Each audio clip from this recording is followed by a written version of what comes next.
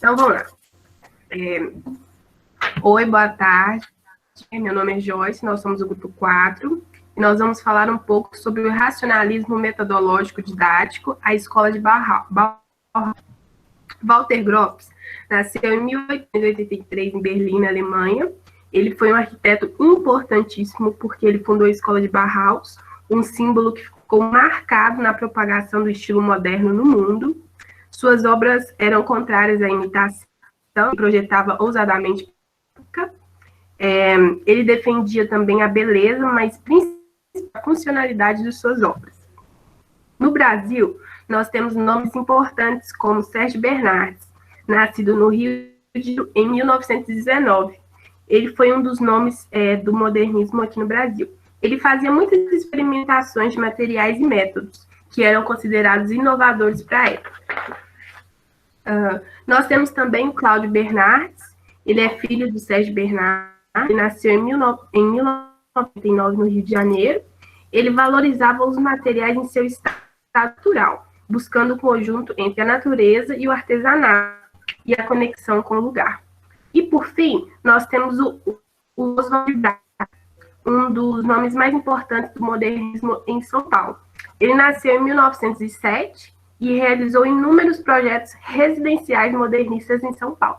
Agora eu vou passar a palavra para a Lívia. A gente fez uma linha do tempo para organizar as obras que foram os principais projetos da Bauhaus. E por mais que a Bauhaus tenha sido fundada oficialmente em 1919, colocamos algumas obras anteriores também, porque explicam bastante como que funcionava o estilo da escola. Por exemplo, em 1911, foi o projeto da Fábrica Fagos, que pode ser considerada uma das primeiras obras do Walter Gropius para a escola Bauhaus. Em 1914, tem a Casa Semmering, que foi projetada por ele também para uso próprio e é totalmente moderna. Em 1914, teve a Fábrica Experimental, que foi construída alguns anos depois da Fábrica Fagos, com a colaboração do Adolf Meyer. Pode passar, por favor. Em 1920, agora com a Bauhaus oficialmente fundada, teve a Casa Sommerfeld, que foi um grande projeto em conjunto, né, o grande primeiro projeto em conjunto, que foi com o Adolf Meyer também. Em 1923, teve esse projeto da Haus am Horn, que foi um projeto experimental junto com os alunos da Bauhaus. Aí, em 1926, ele projetou o prédio da Bauhaus e a Casa dos Mestres, que também é conhecida como Casa dos Diretores e Professores. Em 1926 também ele começou um projeto que foi terminado em 1928, que foi o subúrbio de Salto-Horten. Em 1929, ele foi contratado para terminar um projeto que foi a colônia Dammerstock. Pode passar. Como pode ser percebido, a maioria das suas obras ele sempre teve participação ou colaboração de algum outro arquiteto. Então, eu trouxe 2 exemplos, que é o TAC, que foi um escritório de arquitetura que atua desde 1945 até 1995 nos Estados Unidos, e o Pietro Bellucci, que também é um outro arquiteto que trabalhou com ele.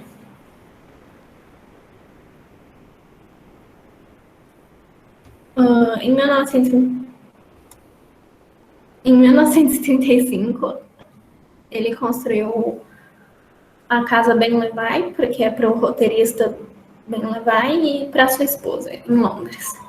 Em 1936, o Impton Village College teve Maxwell Farr como parceiro e é o único exemplo de Gropius na Grã-Bretanha. Em 1946, foi o Hospital Michael Reese, que fez parte de um complexo chamado Plano Gropius, que consistia em diversos edifícios no mesmo campus. Só que boa parte desses edifícios foram demolidos para os Jogos Olímpicos de 2016. Em 1946, ele construiu o Harvard Graduate Center e foi a porta de entrada dele para os Estados Unidos. Pode passar, por favor. Em 1955, ele construiu o Walter Gropius House, que é um edifício residencial de 9 andares e é um importante símbolo modernista. Em 1958, ele construiu um templo, né, que é um complexo de sinagogas suburbanas. E também teve um PAC e um outro arquiteto chamado Sheldon Lillich como associados. Em 1960, ele construiu o MetLife Building, que foi um dos arranha-céus mais bem-sucedidos da época, porém sofreu duras críticas da sociedade porque ele era um obstáculo para a vista no Park Avenue, em Nova York. Em 1964, ele fez o Museu de Bauhaus, que foi uma obra tardia da escola. Foi projetada em 1964, mas só foi inaugurada, começou a ser construída em 1976 e inaugurada em 1979, 10 anos após a morte do arquiteto. E o seu último trabalho foi, foi o Glassworks, de 1970, localizado na Alemanha, e foi finalizada, né, um ano após a sua morte, e é conhecida também como Catedral de Vidro. Bom, e sobre a análise das obras de Gropius, escolhemos 3 obras importantes, e todos relacionados a Bauhaus. E começando primeiramente falando sobre a fábrica Fagos, que foi construída antes da Bauhaus ser fundada, mas foi um elemento importante para esse conceito, desse movimento. Ela, construída em 1911, traz inovações em seus elementos, como uma fachada totalmente completa de vidro, com colunas de aços e sem sustentação nos ângulos. Ou seja, a sustentação da fábrica era tudo ao centro.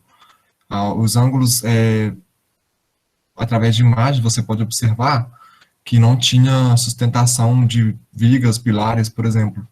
Ele buscava transparecer apenas o vidro, que era uma característica usual dele.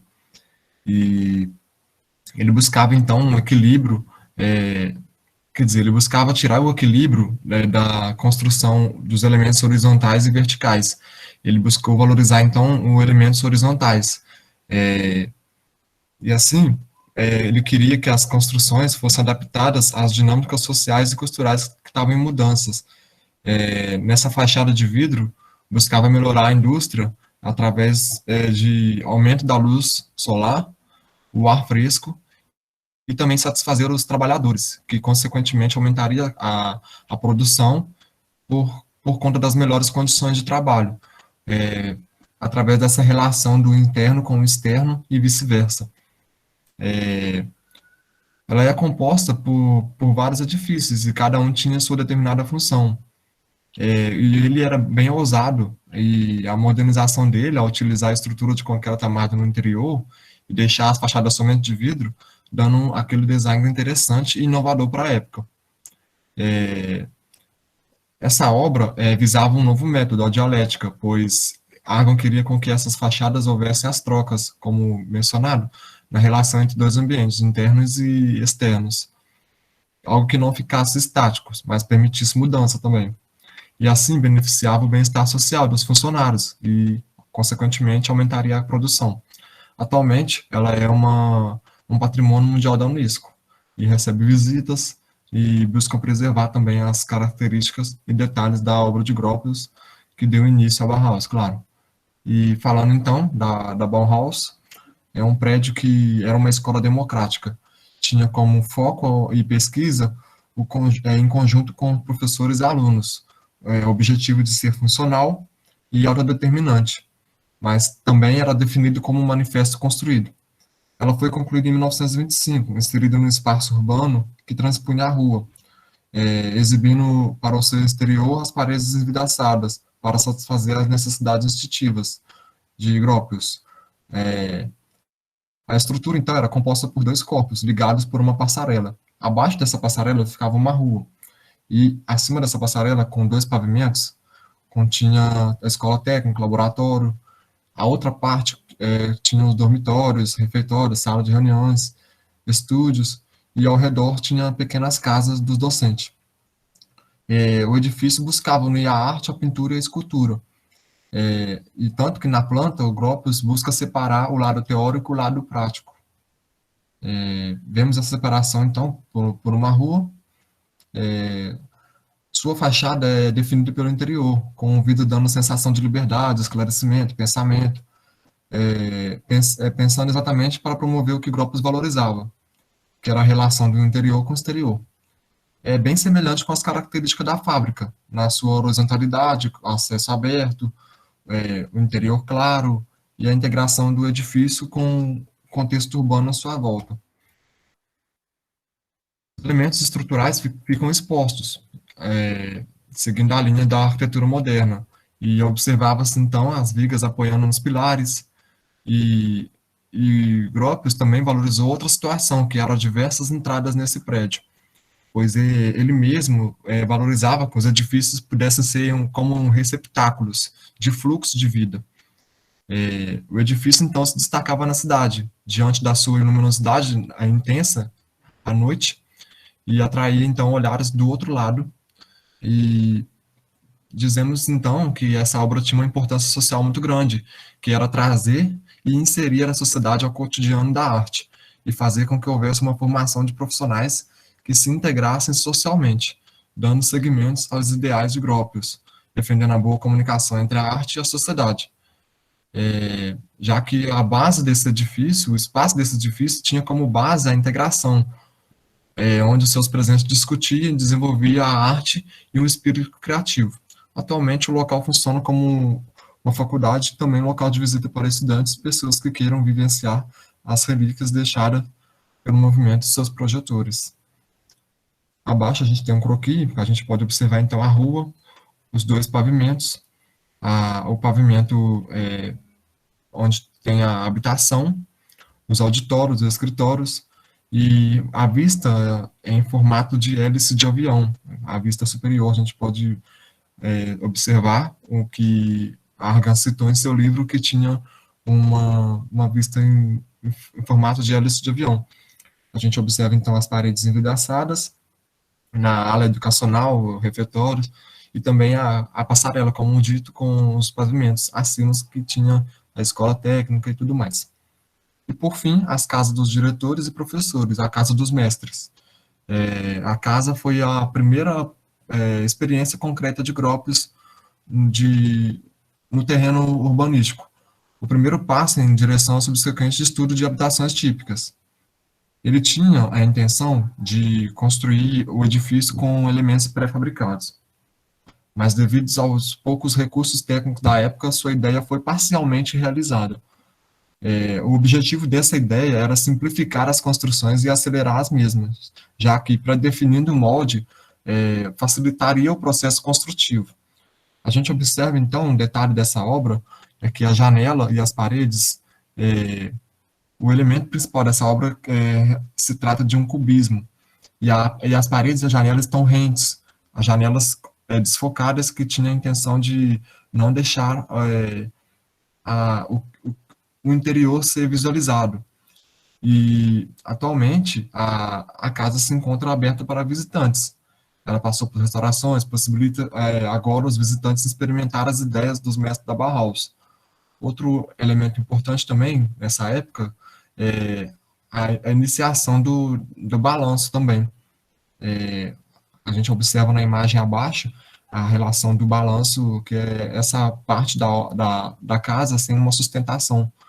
E isso também foi uma característica muito importante que também veio fazer parte da arquitetura moderna. E assim a gente finaliza o nosso trabalho, com essas três análises aprofundadas dessas obras, muito interessantes, que destacam bem o início da arquitetura moderna, com novos materiais sendo inseridos, que é o concreto armário, que possibilita fazer esse balanço, a inserção de fachada de vidros, que dá um destaque muito importante, um design muito diferente para a arquitetura, saindo daquele contexto que ela estava vivenciando e trazendo, então, para o modernismo. E as referências do nosso trabalho, de todas as imagens e textos utilizados para a elaboração do mesmo. Agradeço a compreensão e obrigado mesmo.